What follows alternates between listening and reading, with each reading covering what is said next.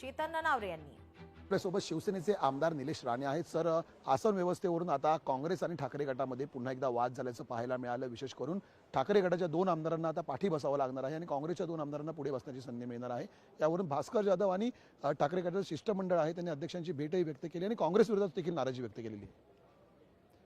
ते आपसात रोजच रडत आहेत कुठल्या ना कुठल्या विषयावर। ते उद्या टॉयलेटच्या व्यवस्थेवर पण चिडतील किंवा काही ना काहीतरी काढतील। अगोदर ते विरोधी पक्ष नेता मिळावं म्हणून रडत होते। अच्छा, तुमच्याकडे संख्या नाही, नियम कायदा असतो, त्या नियमानुसार जर तुमच्याकडे संख्या असती, संख्याबळ असतं, तुम्हाला मिळालं असतं। हे फक्त कशासाठी चाललंय माहिती आहे ना, एक एक्स्ट्रा गाडी मिळावी, एक कॅबिन मिळावं, त्याच्यासाठी चाललंय। हे तर ते क्लासरूममध्ये झालं ना, आपण शाळेत भांडायचो, मी पुढे की तू पुढे। हे मोठेच होणार नाहीत, हे तिकड त्यांची बौद्धिक क्षमता तेवढीच राहिली शाळेमध्ये असल्यासारखी, म्हणून त्यावर काय बोलणार आपण।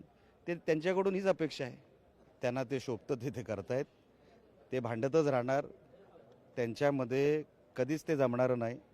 आणि भास्कररावांचा एक जो स्वभाव आहे तो बरोबर कुठे ना कुठेतरी ह्या सगळ्या विषयामध्ये सगळं वाटोळं करून सोडणार। हे हिंदूंच्या विरोधात चाललेत, हे काय मला वेगळं सांगायला नको।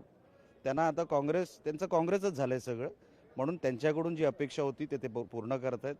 त्यांचा आणि हिंदूंचा आता काही संबंध राहिलेला नाही। बाळासाहेब वेगळं।